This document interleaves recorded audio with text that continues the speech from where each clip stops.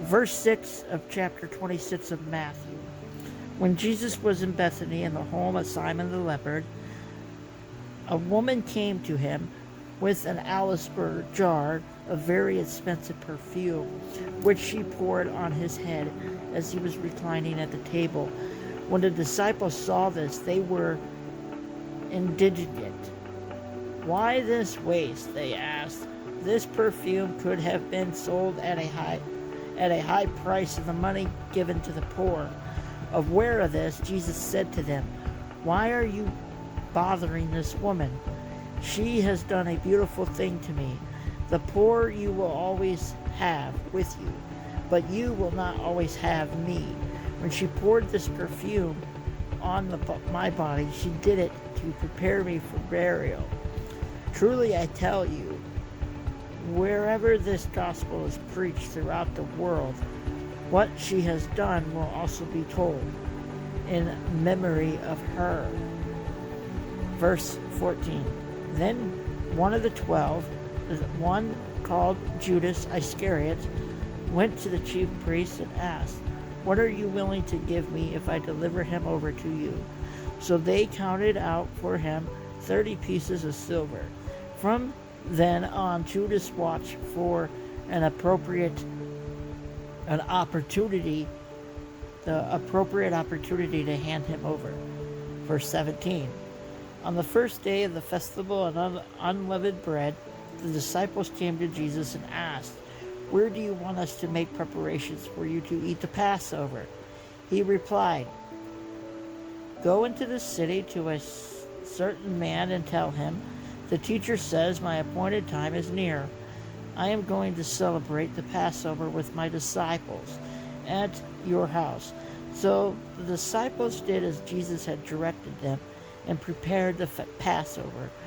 When evening came, Jesus was reclining at the table with the 12, and while they were eating, he said, "Truly I tell you, one of you will betray me." They were very sad and began to say to him and one another, "Surely you don't mean me, Lord." Jesus replied, "The one who has dipped his hand into the bowl with me will betray me. The Son of Man will go against as it is written about him. But woe to the man who betrays the Son of Man. It would be better for him if he had not been born." Then Judas, the one who would betray Jesus, said, "Surely you don't mean me, Rabbi." Jesus answered, "You have said so."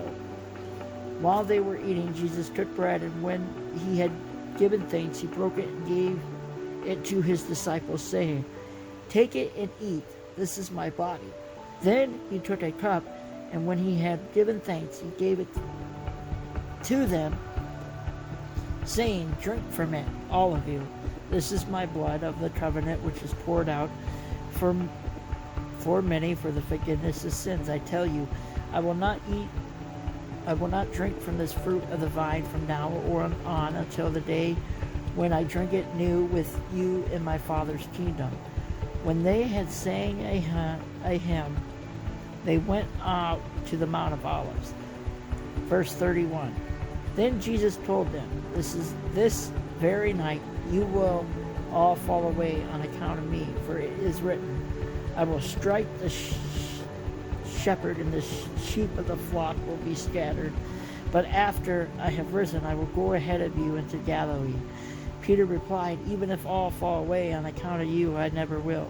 "Truly I tell you," Jesus answered, "this very night before the rooster crows, you will disown me 3 times. But Peter declared, "Even if I have to die with you, I will never disown you." And all the other disciples said the same.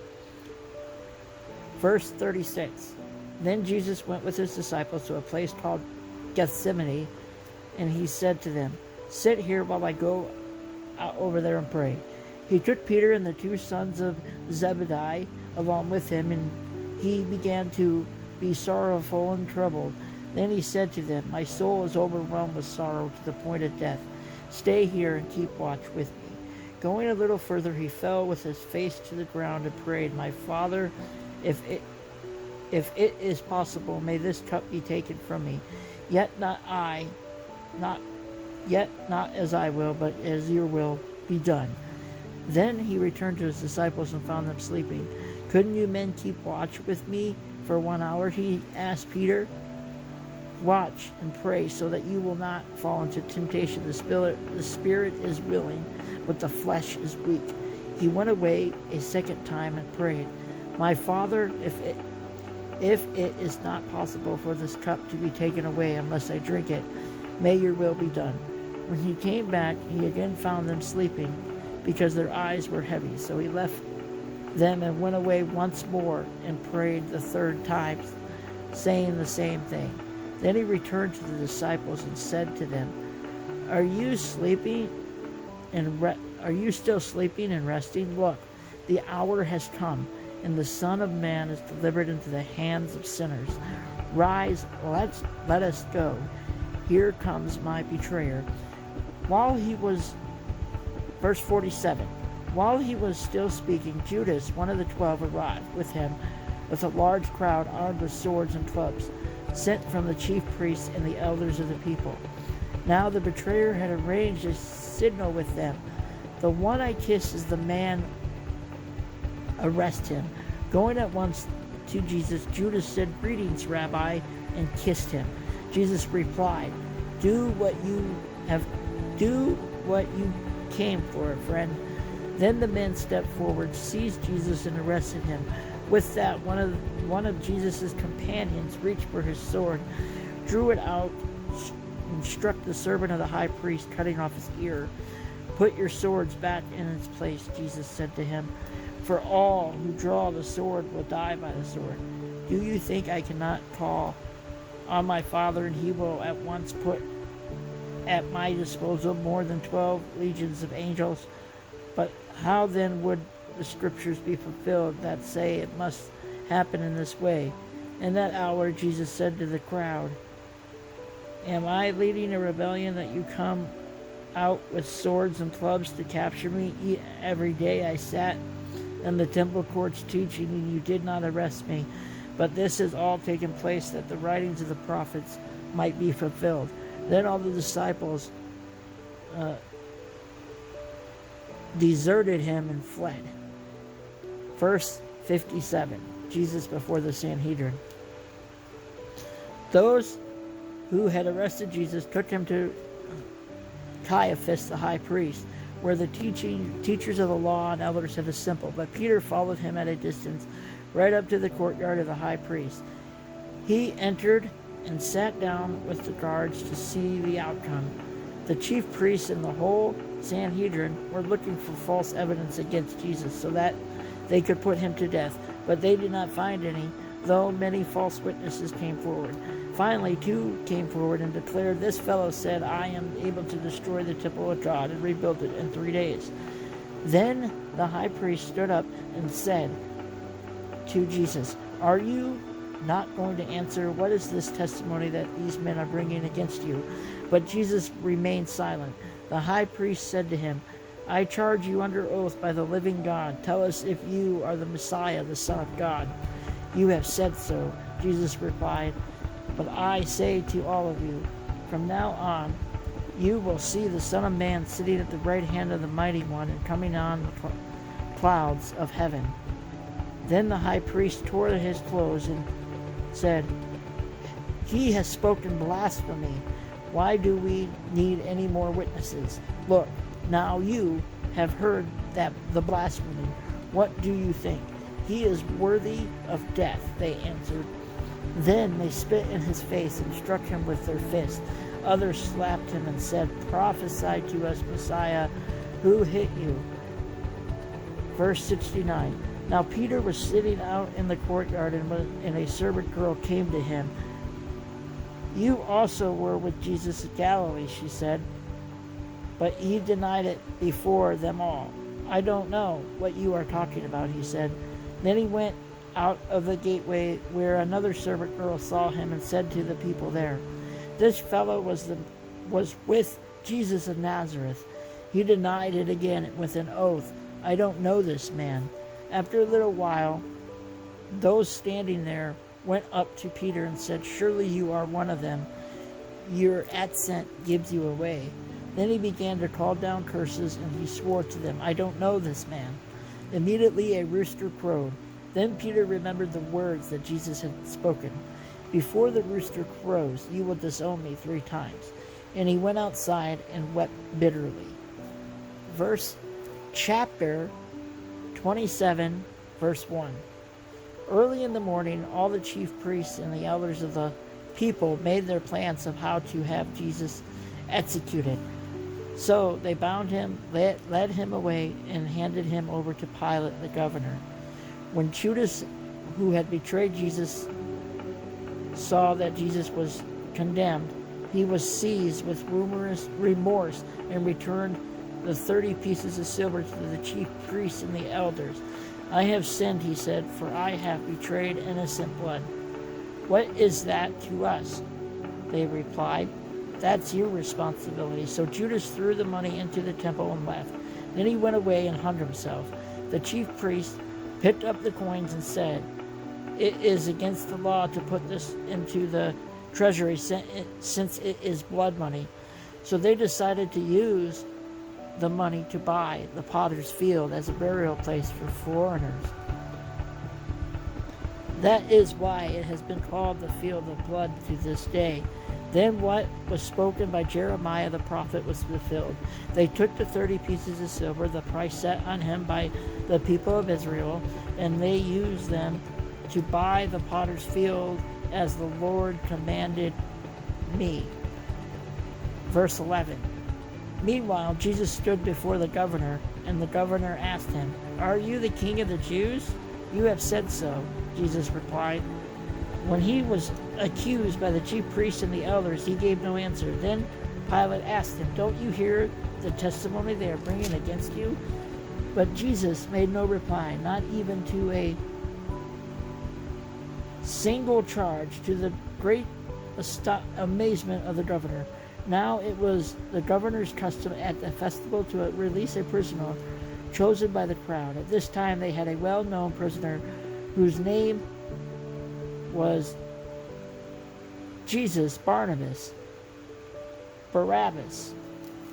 Barabbas, not Barnabas.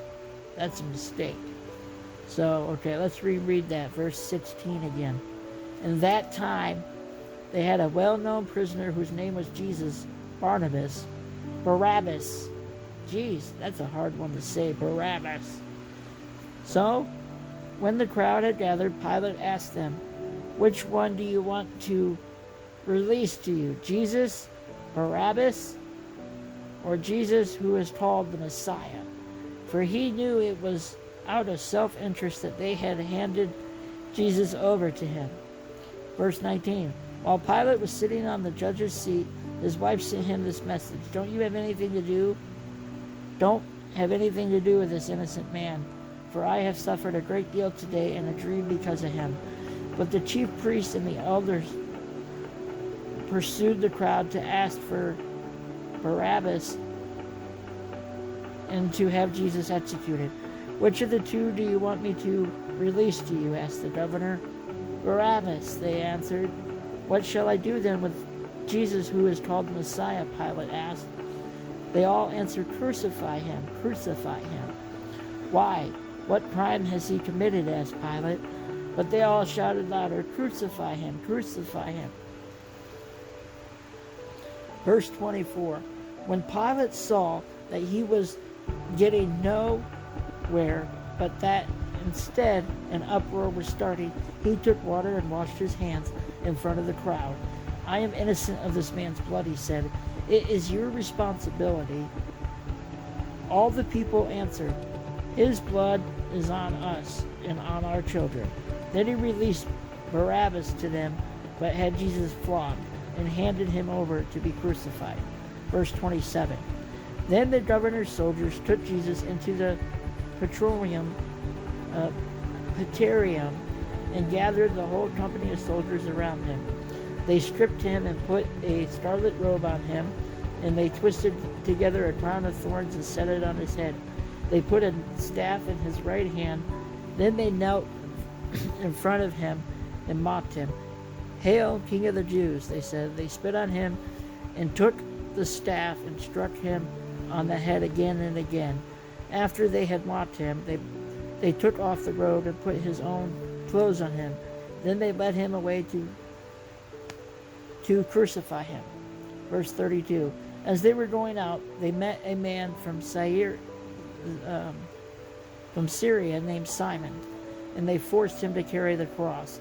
They came to a place called Golgotha, which means the place of the skull. There they offered Jesus wine to drink mixed with gall, but after tasting it, he refused to drink it. When they had crucified him, they divided up his clothing by casting lots, and sitting down, they kept watch over him there. Above his head, they placed the written charge against him: "This is Jesus, the King of the Jews." 2 rebels were crucified with him, one on his right and one on his left.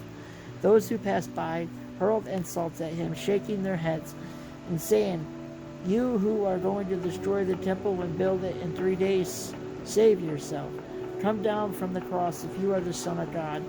In the same way, the chief priests, the teachers of the law, and elders mocked him. "He saved others," they said, "but he can't save himself. He's the King of Israel. Let him come down now from the cross, and we will believe in him. His trusts in God. Let God rescue him now if he wants him, for he said, 'I am the Son of God.'" In the same way, the rebels who were crucified with him also heaped insults at him. Verse 45. From noon until 3 in the afternoon, darkness came over all the land. About 3 in the afternoon, Jesus cried out in a loud voice, my God, why have you forsaken me?" When someone of those standing there heard this, they said, "He's calling Elijah." Immediately one of them ran and got a sponge. He filled it with white vinegar, put it on a staff, and offered it to Jesus to drink. The rest said, "Now leave him alone. Let's see if Elijah comes to save him." And when Jesus had cried out again in a loud voice, he gave up his spirit.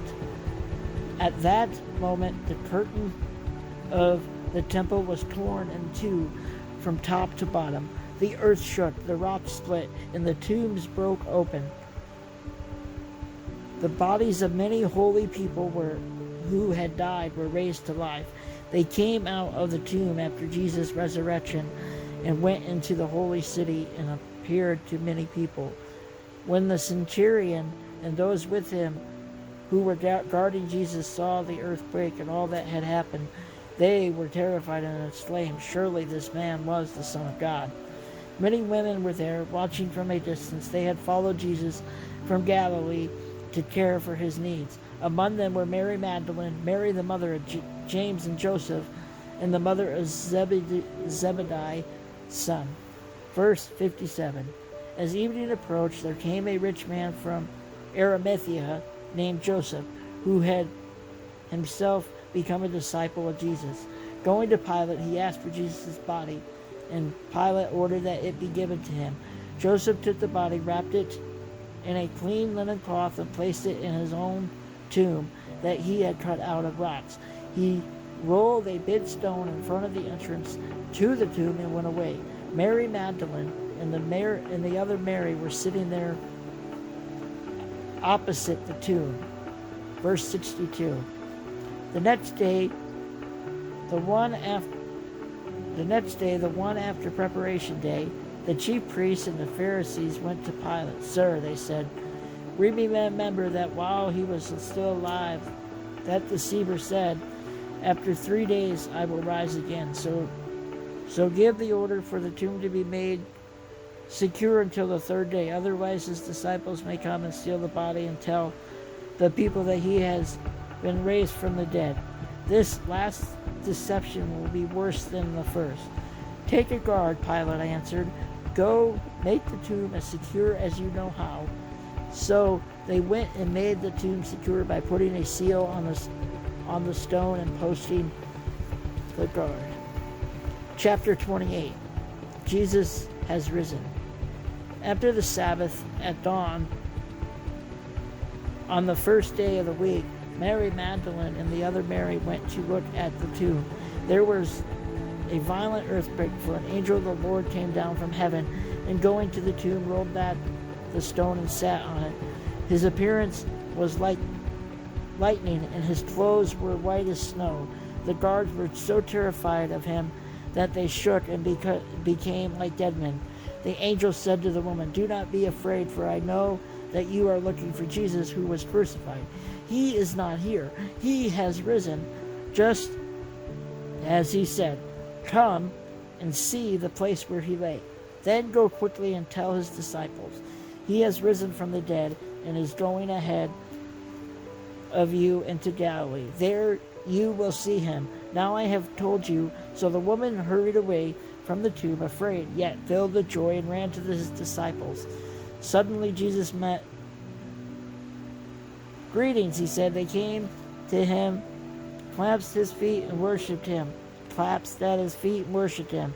Then Jesus said to them, "Don't be afraid. Go and tell my brothers to go to Galilee. There they will see me." While the women were on their way, some of the guards went into the city and reported to the chief priests everything that had happened. When the chief priests had met with the elders and conceived a plan, they gave the soldiers a large sum of money, telling them, "You are to say, his disciples came during the night and stole him away. We were asleep. If this report gets to the governor, we will satisfy him and keep you out of trouble." So the soldiers took the money and did as they were instructed. And this story has been widely circulated among the Jews to this very day. Then the 11 disciples went to Galilee, to the mountain where Jesus had told them to go. When they saw him, they worshipped him, but some doubted. Then Jesus came to them and said, "All authority in heaven and on earth has been given to me.